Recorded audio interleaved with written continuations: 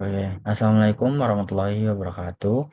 Perkenalkan, nama saya Givari Mutakin Dermawan Pramono dengan NIM 241911131310044. Di sini saya akan membawakan materi dengan anatomi permukaan yang kemarin sebelumnya telah dijelaskan oleh Dr. Abdullah Asfiliandri. Kita akan mengulik lagi tentang anatomi permukaan ini. Nah, ngomong-ngomong tentang anatomi permukaan, itu kita harus memahami dulu yang namanya anatomi. Nah, jadi apa sih itu anatomi? Nah, anatomi itu terbagi menjadi dua kata. Yang pertama ada ana yang berarti bagian atau memisahkan, sedangkan tomi yang berarti memotong atau iris. Nah, balik lagi ke anatomi.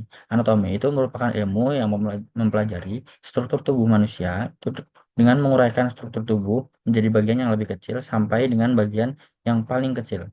Nah, maka dari itu anatomi itu dibagi menjadi dua macam, yaitu anatomi makroskopik dan anatomi mikroskopik. Nah, anatomi mikroskopik ini itu seperti kita belajar anatomi pada umumnya itu melihat kayak kepala atau bagian-bagian yang bisa dilihat oleh mata telanjang. Sedangkan anatomi mikroskopik itu bagian-bagian anatomi yang hanya bisa dilihat dengan bantuan alat, yaitu mikroskop kayak semisal jaringan epitel, sel atau sel saraf kayak gitu.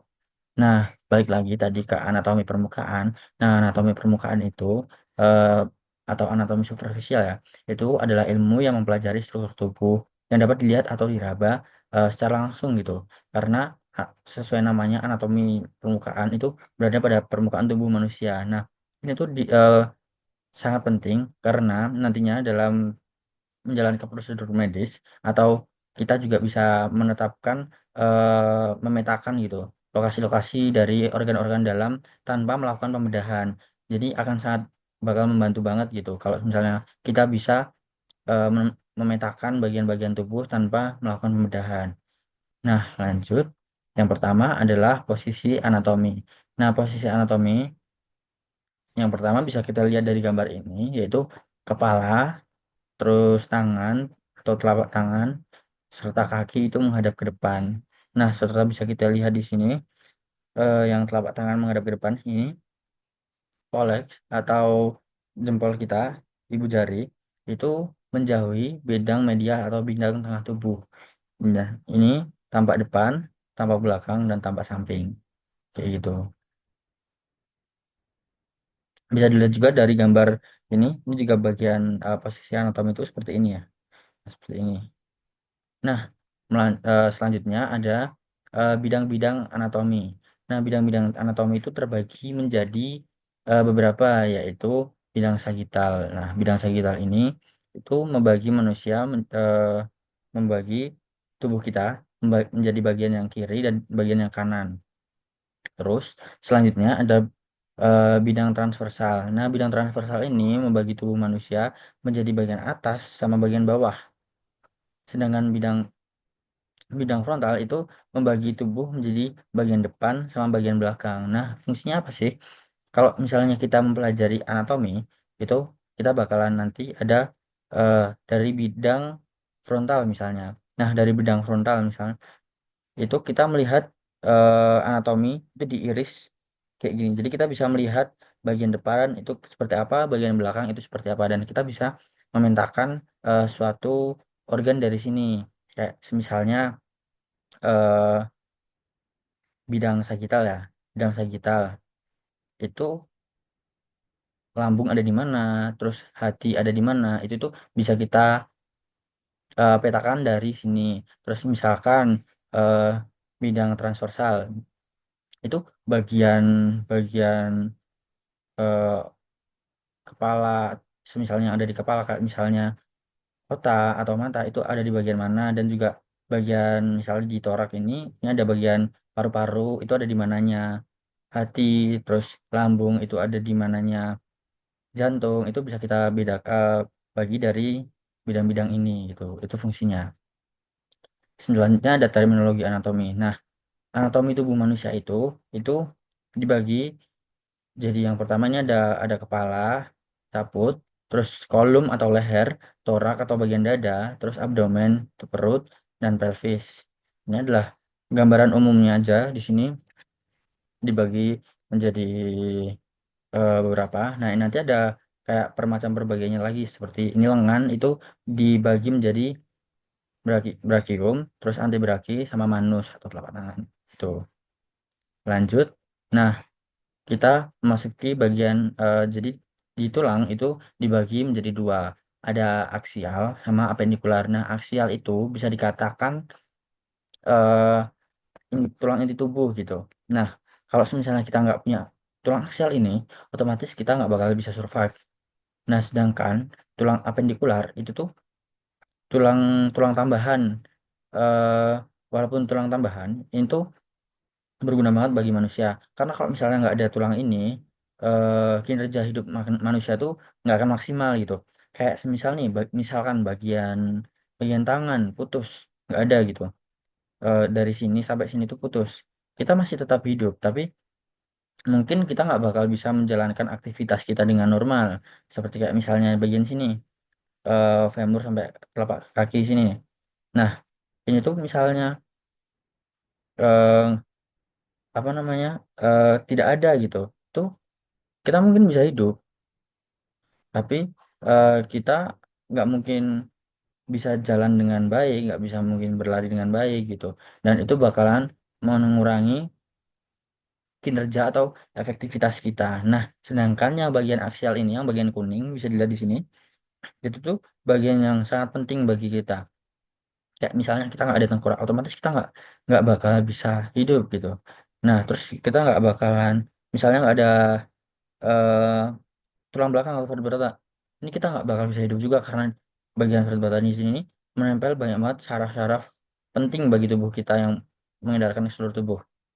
Nah, kalau misalnya juga nggak ada eh, tulang tulang dada ini, nggak ada tulang dada, ya kita juga nggak bisa hidup karena bagian-bagian tubuh inti kita kayak misal jantung, terus paru-paru, ginjal, itu hati, itu nggak bakal bisa terlindungi dengan baik gitu. Jadi kita nggak bakalan bisa, kemungkinan besar kita nggak bakal bisa survive di dunia ini.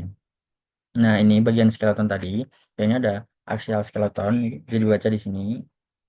Ada eh, tulang kepala, terus ada yang ini eh sacrum, coccyx, terus bagian torak ini ada ribs, sternum yang ini ya. Terus yang ini appendicular itu bagian, sebenarnya appendicular ini juga bisa dibilang dengan tulang gerak manusia. Kayak kita bisa lihat di sini yang warna hijau, ini kayak bagian clavicular. Ini kan termasuk tulang gerak kita. Jadi kalau misalnya kita menggerakkan tangan gitu kan memakai ini semua ada nih kayak scapula, clavicula ini kita pakai. Sedangkan kaki, tulang pinggul, tulang pinggul, terus ini sampai bawah ini merupakan tulang untuk gerak kaki gitu. Kayak clavicula, scapula, humerus, radio, ulna, dan sebagainya. Terus ini kayak femur, tibia, fibula, patella ini bagian kaki semua. Nah, masuk anatomi permukaan. Nah, di anatomi permukaan ini pasti kita kan bakal membahas kulit. Nah, yang kulit itu jadi dibagi menjadi tiga.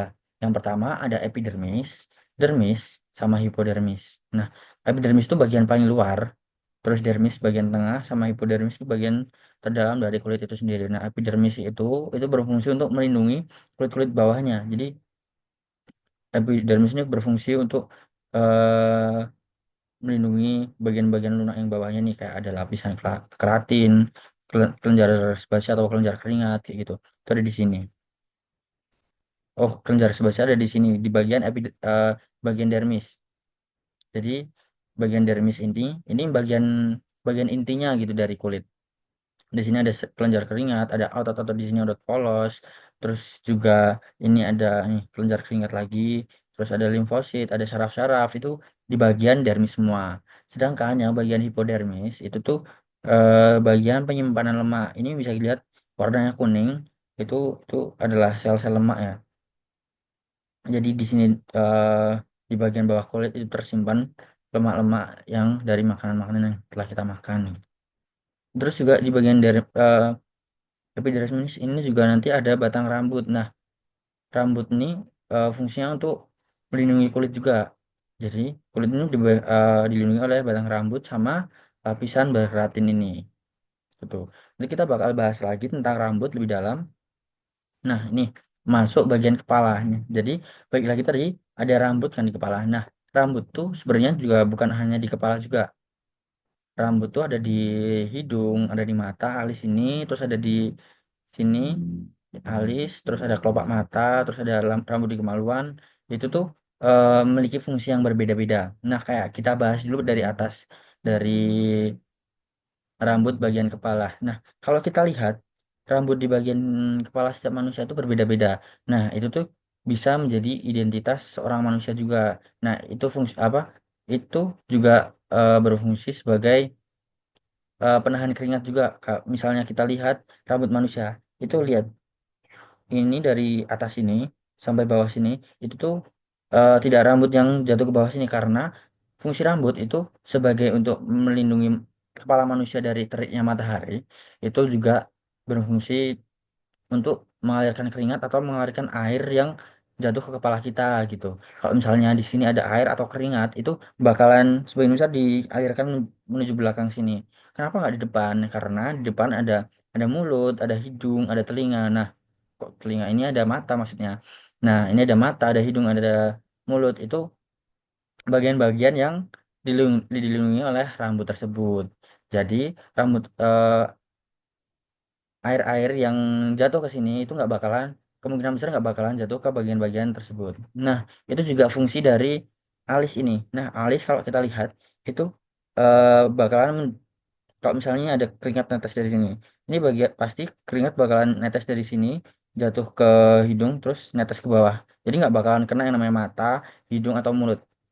Terus juga kalau misalnya dia bagian samping nih, kolateral nih, itu juga bakalan jatuhnya ke pipi sini, nggak langsung ke mata. Jadi fungsi dari rambut-rambut ini itu untuk melindungi tubuh-tubuh manusia. Nah, begitu juga dengan eh, kelopak mata. Kelopak mata ini juga melindungi mata dari debu. Kalau misalnya nih ada kita lagi naik motor atau lari nih, ada debu datang dari sini terus ke sini. Nah, itu bakalan dihalau oleh kelopak mata. Jadi kemungkinan besar debu itu untuk masuk ke mata itu sulit gitu, lebih sulit karena adanya eh, bulu mata.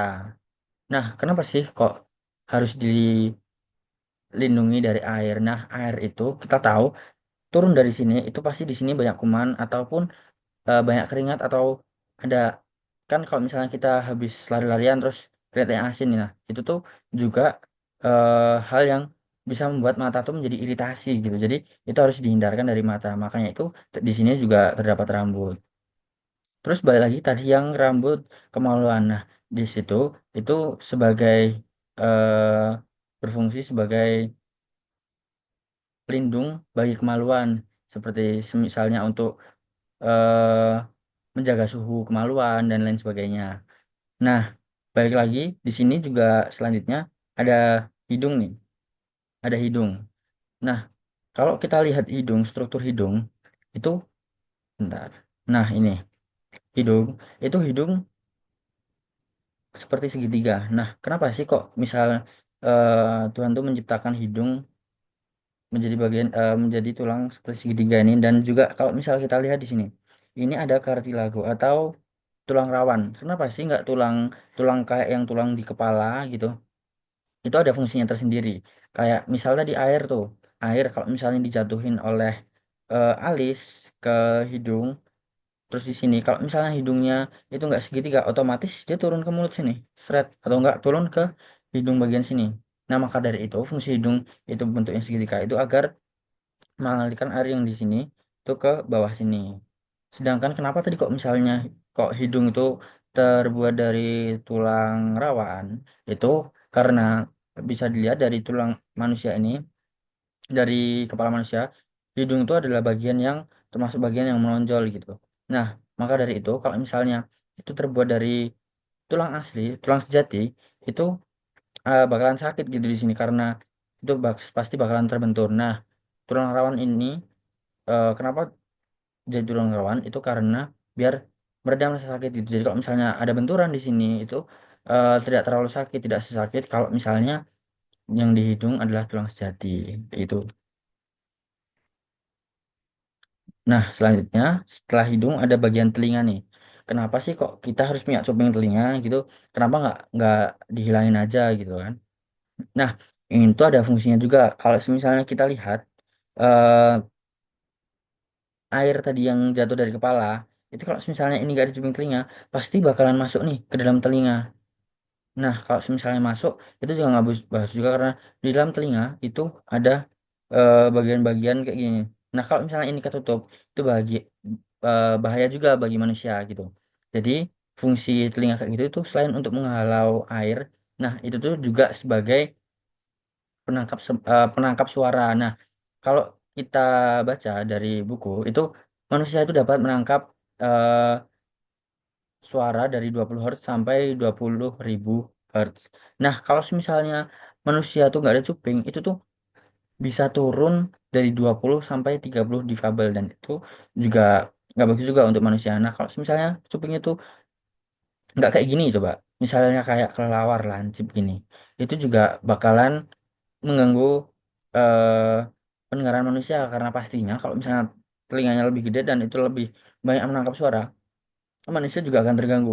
Misal nih, kita mendengar eh, suara orang dengan kejauhan 300 meter itu juga bakalan mengganggu kita kalau misalnya kita mau tidur, kita mau beraktivitas itu juga bakal terganggu juga. Nah, lanjut ke bibir. Nah, fungsi bibir itu atau labia oris ini tuh eh, selain sebagai untuk menutup mulut, ini juga sebagai peraba gitu. Jadi kalau misalnya kita mau mencium atau apa itu lebih sensitif di bagian sini. Nah, hidung apa namanya labia oris atau bibir ini itu juga berfungsi untuk mempermudah kita dalam bicara. Jadi kalau misalnya kita mempunyai bibir itu bicara kita lebih lancar gitu.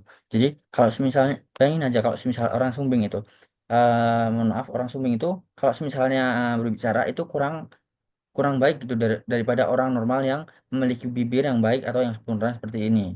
Jadi udah terlihat di situ perbedaannya antara orang yang memiliki bibir sama orang yang mempunyai bibir. Selanjutnya leher. Nah, leher di sini tuh kalau misalnya kita lihat ini terdapat banyak banget otot di sini. Nah, fungsi leher itu tuh sebagai eh selain untuk menopang kepala yang rata-rata kebanyakan manusia itu berkisar seberat 3 sampai 5 kilo kepala satu orang manusia. Nah, ini tuh sebagai fleksibilitas gitu. Jadi kalau misalnya kita memiliki leher, kita bisa menengok ke belakang, ke samping, ke kiri, ke kanan gitu. Bisa menengok 90 derajat ke samping gitu. Atau bisa menunduk, terus mendangak gitu. Itu bisa kita lakukan karena di leher kita nih banyak otot di sini. Nah, selanjutnya ada bagian tubuh manusia. Nah, bagian tubuh manusia ini memang dibagi menjadi beberapa tempatnya. Ini ada rectus abdominis ini bagian otot ya. Terus juga banyak banget di sini bisa kita baca. Selanjutnya ada bagian dada. Nah, bagian dada ini terbagi menjadi, nah di sini bisa kita lihat ada clavikula, terus ada bagian sini, ada bagian delt, terus bagian papila mamaria itu bagian sini ya bagian susu, terus habis itu eh, ada bagian-bagian yang lainnya. Terus lanjut, ini ada bagian ribs atau tulang dada manusia. Nah, ini tulang dada manusia kalau misalnya kita lihat di sini, ini kenapa bentuknya seperti ini, itu juga ada esensinya tersendiri karena bagian tulang dada manusia ini itu melindungi bagian-bagian organ penting. Nah, jadi kan ini merupakan tulang aksial ya, yang melindungi bagian-bagian penting manusia. Nah, di sini ada paru-paru, di sini ada paru-paru, di sini ada hati, di sini ada lambung. Nah, di sini ada lambung, terus di sini ada jantung, di sini ada jantung, terus itu tuh adalah bagian-bagian yang penting bagi manusia. Nah, kalau misalnya sampai itu terluka, itu bakalan berdampak besar banget bagi manusia dan bahkan kalau misalnya rusak bisa menyebabkan kematian. Makanya dari itu tulang ini tuh melindungi sepenuhnya dari bagian luar. Nah, di sini ini juga ada sternum. Nah, sternum ini dia tuh tempat untuk melekatnya tulang-tulang dada ini. Nah, bisa kita lihat nih dari sini terus ke sini dan sebagainya. Nah, nih kalau kita lihat di sini bisa saya perjelas lagi. Ini dari tampak depan, ini ada paru-paru, ini ada hati. Nah, itu tuh ini ada jantung di sini ya. Ini tuh tertutup semua gitu sama sama apa namanya? Bagian tulang dada gitu. Jadi kalau misalnya ada benturan di sini, ada terjadi benturan, itu tuh kemungkinan besar tetap aman karena masih terlindungi oleh eh, kulit atau daging, terus ada juga tulang dada di sini. Jadi masih tetap aman gitu. Sedangkan bagian yang tidak ada itunya, tidak ada bagian-bagian inti manusia itu tidak ada tulang seperti itu karena emang didesain agar ini melindungi bagian-bagian inti manusia. Nah, kalau ini bisa kita lihat ginjal itu bagian yang penting juga di manusia. Itu kita lihat masih terlindungi oleh tulang yang di sini. Ini ada tulang melindungi ginjal bagian sini nih. Oke, lanjut. Nah, masuki bagian perut. Setelah tadi habis dari torak atau dada, ini kita masuk ke bagian perut. Nah, di sini itu banyak banget organ-organ penting yang ada di manusia juga. Nah, fungsi ini perut dibagi menjadi beberapa bagian. Nah, right upper quadrant, left upper quadrant, left lower quadrant, right lower quadrant. Nah, ini tuh fungsinya eh, untuk membandingkan gitu. Misalnya, ada nih pasien sakit bagian sini. Kita bisa lihat nih, ada hati di sini. Nah, ini tuh makanya dipetakan lagi menjadi lebih kecil gitu. Kayak epigastric region, umbilical region atau usus gitu, hypogastric region. Nah, kayak gini nih, left lumbar region atau right lumbar region kayak gitu. Ini tuh berfungsi sebagai pemetaan. Jadi kalau misalnya kita sakit nih, sakit di bagian tengah, di bagian atas tengah sini, itu kemungkinan penyakit yang kita alami itu ada di bagian hati, kalau nggak di bagian lambung. Karena ini 1/3 lambung ada di sini atau setengah bagian hati ya, ini yang di sini ya. Terus kalau misalnya kita di bagian sini, itu mungkin penyakit kita ada di kalau nggak lambung, terus usus besar atau usus kecil gitu. Nah, bagian sini nih, nah ini fungsinya nih dibagi menjadi 9 bagian untuk hal-hal seperti itu. Jadi kita balik ke tadi, kita nggak harus membedah, nggak harus melihat, tapi kita bisa memetakan kalau misalnya kita sakit bagian sini, itu bagian apa aja yang kemungkinan bisa sakit. Jadi bisa kita kecilkan gitu lingkup penyakitnya, gitu. Masuk lagi ke bagian jantung. Nah, jantung ini terbagi dari eh, arteri arterium atrium gitu, arterium jadi ventricle gitu. Nah, ini tuh darah-darah kotor dari seluruh tubuh ini masuk dari sini, masuk ke atrium dextra atau dextrum, itu atrium kanan, terus dialirkan ke sini dan dikeluarkan atau ditujukan ke paru-paru sini. Nah, setelah itu bakalan masuk nanti, darah bakal masuk sini, seret, masuk ke atrium sini, atrium sinistra.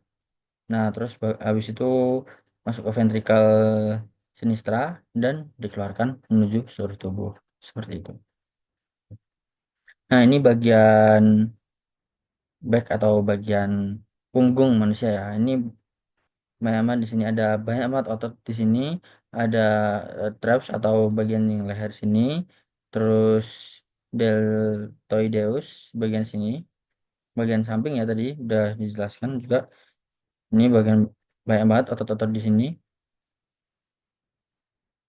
Terus selanjutnya, nah, membicarakan soal punggung atau back, itu kita pasti membicarakan tentang tulang belakang juga karena bisa kita lihat di sini, ini ada dari atas itu sampai bawah, itu tuh ada tulang belakang yang di sini nih banyak banget syaraf-syaraf menempel pada manusia. Nah, ini tuh juga terbagi menjadi beberapa eh, beberapa bagian. Nah, ada banyak banget di sini, cervix, thoracic, lumbal, sama sakral, sama koksik di sini koksik ya. Gitu ada banyak banget. Nah, lanjut lagi ke male atau laki-laki dan female atau perumahan. Nah, ini kita lanjut ke bagian bawah, yaitu bagian kemaluannya. Jadi, laki-laki dan perempuan itu bisa kita bedakan dari laki-laki itu memiliki di sini ada penis, terus ada testis, sedangkan perempuan itu mempunyai ovarium gitu. Jadi udah beda dari bisa dilihat dari laki-laki sama perempuan itu beda. Yang laki-laki ada penis, yang perempuan ada ovarium gitu. Nah, setelah ini tadi ke bagian aksial, nih kan tadi bagian aksial berhenti sampai di sini tadi, toksik nih, toksik ya. Nah, kita lanjut ke apendikular gitu. Bagian-bagian gerakan manusia, gerak manusia. Nah, ini bagian-bagian gerak manusia tuh kita mulai dari tangan, bagian tangan di sini ada klavikula, terus di sini juga ada tangan yang tadi dibagi jadi eh braki, anti braki, sama tadi telapak tangan itu tuh di sini banyak banget otot-otot yang ada di sini gitu. Bisa dilihat di sini ada tricep brachii, brachiosaurus. Nah, ini banyak banget. Terus di sini ada jari-jari juga. Nah, ini digitus. Bisa dilihat di sini digitus minimus, digitus annularis, digitus medius. Nah, ibu jari di tangan itu indeks. Nama ibu jari secara umum itu pollex gitu. Nah, ini bisa kita lihat bagian tangan itu dibagi jadi bisa braki, anti braki gitu. Terus bagian ibu jari ada pollex, terus bagian telunjuk itu indeks. Nah, bagian jari tengah sampai kelingking itu digitus. Ada digitus medius, digitus annularis, digitus minimus. Tuh. Nah, lanjut ke yang lower appendicular, lower apa namanya, lower extremity. Itu di sini yaitu kaki. Di sini ada kaki. Ini bisa kita lihat di sini ada eh, femur di sini. Ada femur, di sini ada patella. Terus di sini ada tibia, di sini ada fibula gitu. Nah, ini tibia yang tulang gede, terus fibula, ini patella, ini bagian persediaan kita di sini. Terus di sini ada telapak kaki juga. Nah, ini bisa kita lihat di sini juga ada tulang-tulang, ini ada femur, patella ini tulang-tulang kaki ya, teman-teman. Nah, oke, mungkin cukup sekian materi yang bisa saya sampaikan. Jika ada kurang atau lebihnya, mohon maaf ya. Nah, di sini juga bisa kita sebelumnya bisa kita simpulkan juga bahwa tubuh kita itu memang sudah dirancang oleh Tuhan Yang Maha Kuasa agar bisa berjalan dengan semestinya. Nah, kita harus mensyukuri apa yang sudah kita dapat dari Tuhan itu, karena Tuhan sudah menciptakan tubuh kita dengan sangat sempurna, dengan bagiannya masing-masing, dengan fungsinya masing-masing, sehingga kita bisa beraktivitas dengan semestinya. Jadi kita harus setiap hari harus tetap bersyukur karena Tuhan telah memberikan semua yang telah kita butuhkan untuk hidup di dunia ini. Nah, thanks for watching. Assalamualaikum warahmatullahi wabarakatuh. Jika ada masalah, ada salah, saya mohon maaf. Wabillahi taufiq wal hidayah. Assalamualaikum warahmatullahi wabarakatuh.